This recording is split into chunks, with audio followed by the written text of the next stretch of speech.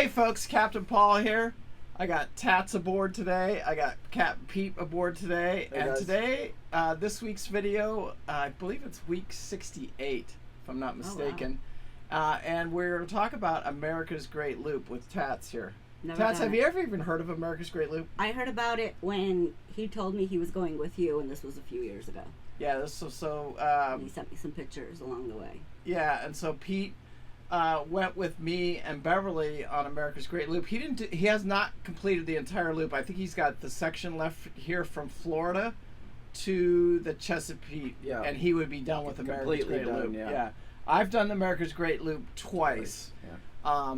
And I would be on my third trip. I have a really small section. I got to finish a piece of Lake Erie and then Huron, Lake Huron, and then that would be my second one would be completed, and then I would be starting on my third one. So I've got a lot of experience on America's Great Loop, and that's what this video is about today. But before we get started, I got to share something with you because Pete and Tats, we've been, for extra money and stuff like that. You guys know that I help people sell their boats and stuff like that. Scott's selling the Ranger. And we had some work done on the Ranger, and these guys got boarded by the Coast Guard about 2 minutes out into the ride. Oh, it was a little more than 2 minutes. We got pretty. Yeah, I mean, it was. That wasn't enough. You got out of the slip. 2 minutes from shore. Oh, 2 minutes from shore. Yeah, they were right off the end of shore. Anyway, Pete and Tats got to stay on the boat all night, huh, Chief? Yeah, I didn't stay on the boat. Tats got taken off by the Coast Guard. Yeah, Coast Guard took me off because I was about to lose it. Yeah.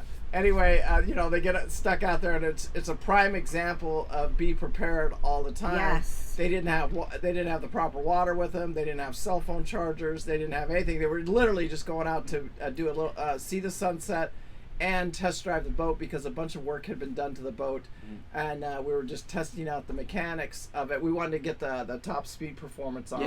Yeah. And we didn't do. No, we didn't get that far. And a solenoid for the transmission went out, and it wouldn't let him shift it into forward, so Pete ended up spending the night on the boat. Yeah, cheap fix, by the way, for a solenoid. Yeah, it really wasn't, but it's a stupid little part, but it took shuts the whole thing down. Yeah, and that's a fly-by-wire system, so, you guys know I like my mechanical boats and stuff like that. Yeah. Anyway, today on the Loop here, and you know about it from Pete. Yeah. Pete knows about the Loop. And what it really takes is a lot of determination, and you really got to want it. They say that you have a better statistics of climbing Mount Everest. Did you know that, Tat? No, I had no clue. Yeah. Really? You have a better shot. Your percentage rating is better to climb Mount Everest than it is to complete America's Great Loop. Because you've got 5,500 miles of unknown waters to charter. You got different marinas to go into. Every day is a different thing. Yeah, and it's a different challenge. How long does it take from start to finish? So the most people will take 1 year to do America's Great Loop. It takes a full year to do it, to complete it? Yeah. It doesn't take that. What it takes is 50 miles a day, and you have 90 days. Okay. But a lot of people will take the year to do it. So everything past that 90 days is sitting around talking and chatting, right, and partying with the friends and stuff like that. So some people will loop in the groups. Me and Pete, and you weren't with us, but my ex-wife was with us at the time, Beverly. Yeah. And we found that we're not groupers. Yeah, we did not.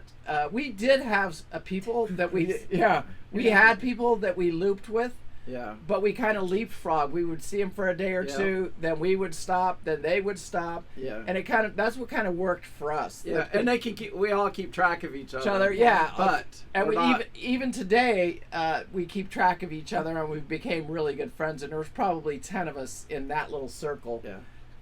And out of those 10, only 2 of us completed America's Great Loop. Oh, wow. Tats. Yeah, the rest of them all bugged out and never even made it around the entire loop. Yep. Pretty hard. Yeah, and I think it becomes a challenge because a lot of people underestimate the challenge of it. Yeah. They underestimate, and some people don't like the rivers, and some people don't like the locks, and some people don't like this, and some people don't like that. But what we found out, this is just what I found out.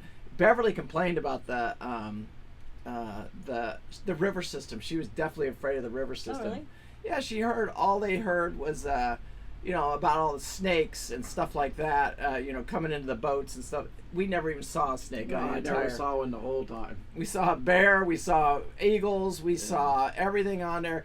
And it turned out that she actually loved the river system better than any other part of the loop.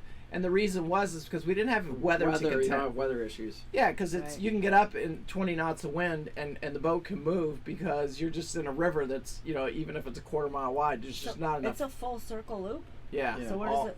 It starts, let's just say we're starting right here in Florida. Okay. And then we run up the Florida coast and we run all the way up to, let's say, the Chesapeake. Then you run down in the Chesapeake all the way to the end of the Chesapeake, then the C&D Canal, then you come New York. Delaware, and then you come out to the end of Delaware, and then you're right there at Cape May, New Jersey. Okay. And then you head up the East Coast there. You got Atlantic City, and then a bunch of cities up there, and then you come in at New York City. Okay. And you come in right. You got to go right past the Statue of Liberty. Okay. That's So you're on beautiful. the Hudson. That's a tearjerker, by the way, if you've never seen it before. I lived there. Yeah, I've seen it plenty of times. I've actually ate at the restaurant. Well, when you come there on your own boat, it's a different experience. Yeah, You've gone about 3,000 miles now from me. Yeah. And then coming up that Hudson, getting to the Queen Mary there. I mean to the Hudson, and then seeing the Statue of Liberty was unbelievable, man. We had a perfect experience because we had whales breaching in the back in the harbor. Yeah. It was just an amazing day on the water. Yeah. Nice. And then for you guys, I have stayed at Liberty Park. We didn't at that time because these guys, Pete and Bev, were busting my balls because I was cheaping out and saying, well, we're going to stay at the $50 place instead of the $300 place. And in my defense, we had just stayed at Cape May, and that cost us like $400 a night, and we got stuck there because of a storm for like 3 or 4 days. So I was not in the mood to be spending big money. Yeah. And so there was a Anchorage where we stayed on a mooring ball. New York's a funny city because you can eat a 99-cent piece of pizza on the street there, or you can have a $300 hamburger. Yeah. And the same thing with the boating. You can either stay at Liberty Landing there at $350 a night, or you can go. There's a harbor around the corner. I didn't think it was that bad. Nah, it really wasn't. I mean, it was a little weird, but it wasn't that bad. But I want to back up a little bit because I really want to talk about the loop and stuff like that. What I want to talk about is when coming up there, because when you're getting ready to come into the Chesapeake, you have a couple of decisions to make, and two of those decisions are what they call Coin Jock, and then or the Dismal Swamp. Okay. I've had the privilege of doing both twice, and if I had to pick one after doing them both, I'm going to take the Coin Jock. What is it? It's a waterway. It's you just coming out of the. So any of you guys that follow my videos from a long time ago, it's coming out of the Nasty Noose there, and you got to make a decision whether to go do Coin Jock or you got to make a decision to go do the Dismal Swamp. If I had to pick one after doing both, I'm gonna take the Coin Jock, and I think you'd like it better too because it has a restaurant and a place to stop, and the lock's a little bit easier. The Dismal Swamp is the Dismal Swamp. It's just literally just a straight line and a very narrow. Well, here's my deal, guys. If I met somebody and money wasn't an issue, I'd go do it again. Absolutely. 100%.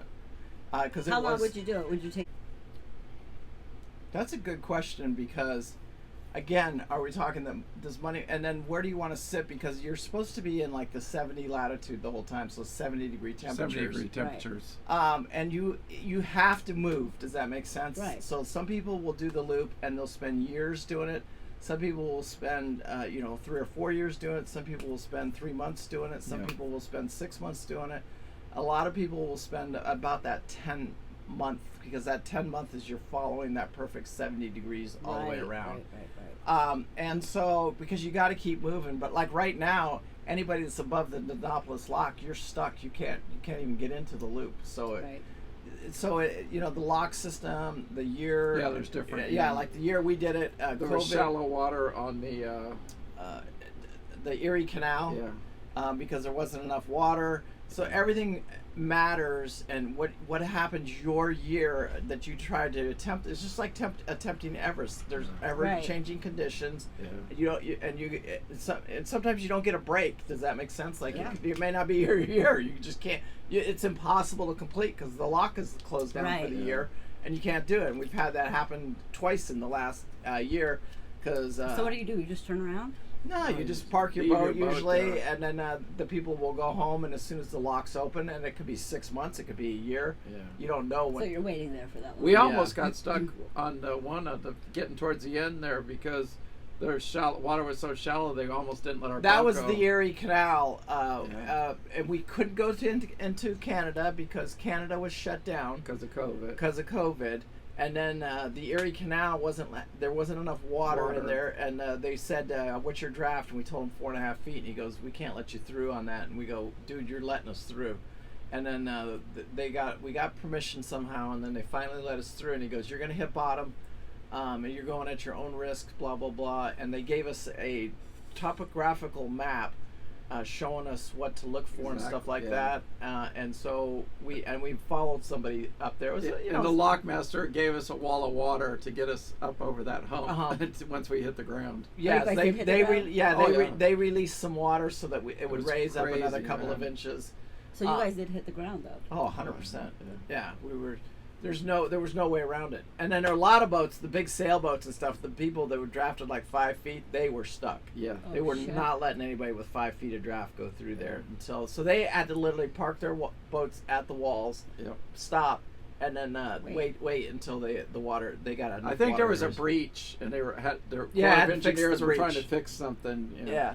So it's ever-changing conditions on the loop, and then you have the height restrictions of Chicago. And I've had the privilege of doing downtown Chicago, and I've had the privilege of So have I. going around. Yeah, I got a nice picture. And I'm going to tell you guys right now that if I had the choice and I can get under 15 feet, I'm doing downtown Chicago because it was absolutely Yeah, gorgeous. it's one of my favorites. Pictures Yeah. are beautiful. Yeah, they are. Pete's done both now.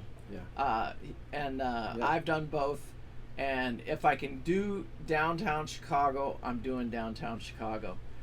Now, as you working your way down, so you've done all the Great Lakes. Great Lakes, my favorite lake was Lake Michigan. What about you? My favorite lake was Lake Michigan. Lake Erie sucked. Yeah. I can tell you guys right now, it was miserable. Just all you want to do is get through that one. Yeah, get on that one, get off. Lake Huron had the prettiest sunrises in the world. Yeah. I even Huron's joke nice. about that today at Little Palm, saying that the sunsets where I'm at are absolutely beautiful. The sunrises on Lake Huron are the prettiest The in the best, world. yeah. And so then as you're doing the loop, then you go to Mackinac Island, which we stayed there. Did we stay 1 or 2 nights, Pete? I can't remember, but it was at least one. But I might have stayed 2. I can't remember. I can't remember how many nights we stayed Pretty there. fun though. Yeah, we had fun, and that's worth a stop, I think. Anyway, that's the furthest north you can go in the U.S. Yeah. Because Canada's beyond your right, just north of you, and then U.S. is on the south of you. Yeah. So that's as far north as you can go. And then, like I said, you come up Lake Michigan there, and you go to Chicago. And then coming out of Chicago, you got to make up your mind whether you're going to go do the canal or if you're going to do downtown Chicago. We chose in Southern Estate here. We didn't lower our tower, but if I had to do that all over again, I would have done downtown. Yeah, yeah. But Not a question. I wanna without do a the question, you need to get to 15 feet, and then as you come down the river system there, the river system was very. I thought it was relaxing and cool. I didn't have a problem with the river systems. The marinas were. Yeah, I think it got a little tight once on us. Remember that one barge that was. Yeah. They don't stop. The barges. Yeah. But other than that, I don't think we had any. We cruised through, and we've both been through it twice. Well, you've been through it a bunch of times, but I've been through it twice. Yeah, on both directions. I've been up and down the Mississippi or the whole river system. I've been up and down it probably 3 or 4 times now. nice. Yeah. And the river system is you got to show respect to the tows. Yeah. You got to stay out of their way. Do not race to bridges. Just stay behind them. Let them do their job. There's a big incident that happened this year, Yeah. and a lot of it was because the guy was trying to cut the tow off, trying to get around the tow. Just let the tow do his job. There's a couple of bad corners, especially as you get right down there to Mobile Bay, and you just gotta wait. You literally just stop the boat. You just wait, let the guy get around the corner, and then you go around him after that. But there's what they call like all these zigzagging turns. And those turns are tights for these big tows, and people get in a lot of trouble. They'll try to rush it and stuff like that. And that is not the place to rush, on the river system. And the Mississippi, Hoppies, Chief, how many times you been to Hoppies? Twice. Twice, yeah. What's that? That's it's on the Mississippi River, and there's just I tell everybody, you have not docked a boat until you've docked at Hoppies, because when you're trying to dock your boat in 7 knots of current on a side of a barge, yeah, a shitty barge in the middle of nowhere, and yeah, there ain't nothing there. He does have a fuel stop there. He did, and he still did last time me and Pete went through there. Yeah. But it's. And really, I've been on Hoppies twice now. Yeah, and it that never changes because that current is just massive coming down there. Yeah. Then you got Lugston Tug. You remember that one? Yeah. We couldn't. I don't think we could stop there because they didn't have any space for us there. It's literally a tug company that lets you tie off to the side of their toes. Yeah. But if they don't have space for you, they say adios amigos. You know what I'm saying? So I've been on both. And sometimes I get a spot there and sometimes I don't. But to me, the river system, as long as you show the respect and you understand what you're getting into, it was a cool run. Everything on the loop, everything was different. It had its different challenges, and everything to me was fun. I mean, I love the river system because I'm not kidding you, Tats. We'd be driving along. This eagle would dive down right in front of you, grab a fish out of the water. Yeah. Never got any pictures of it because it would all happen so fast. Yeah. If you do it again, let me know. I'll be coming for a little bit, not for the whole thing, obviously, but for a part. Yeah, and anyway, so it was just the people that can actually say they completed the loop, which I think statistically, if you looked, they say about 2,000 will attempt it. About 200 complete it. And then the same thing with Everest. About 2,000 people attempt Mount Everest, and about 200 I think it's less. It's 220 complete it. Yeah. So they say you got a better shot at climbing Mount Everest than you do completing America's Great Loop. And I want to hear the comments, you guys. That anybody that's down there that's completed the America's Great Loop. Let's hear it. You know what I'm saying? Because it is challenging. It really is. Yeah, because you got mechanical issues too. Yeah. A lot of boats break down. It's a long ways to go. Yeah, we know all about that. Boats breaking down. Anyway, we didn't have any. Yeah, we had a few mechanical issues. Yeah, we broke a cable. Yep. We broke a shifter cable on one of the engines, which we happened to have a spare with us. We were able to pull over to a wall and fix it right away. Yeah, we had nothing with us. Not even water. Yeah. Well, that's your captain there. I know. And guess what? The captain goes down with the boat. That's all I'm saying. The Coast Guard asked Pete. Pete goes, "What am I supposed to do?" He goes, "Captain stays with the boat." And I said, I personally would have got off the boat for the night. I told him to get off, but he didn't want to. He should have. He was anchored well. Once that anchor He was anchored well, all right. He was stuck in all the cables. Anyway, it took an hour to get the anchor up. And he wanted me to get the anchor up when he was trying to get the boat going. He's like, "Come here, I'm going to show you how to do it." Come on. You don't have a very good captain there. No, I know. I was scared to go kayaking with him yesterday. Yeah, I'd be scared too. Even Kim Ron, she's like, "You're gonna get on a boat with him again?" She's like, "What's wrong with you?" That's funny. I think it's the first time I ever wore a life vest kayaking. Yeah. That's how much I didn't trust him. So for any of you guys, he did good. He did good. I hope you guys, watch the video. Like I said, the river system.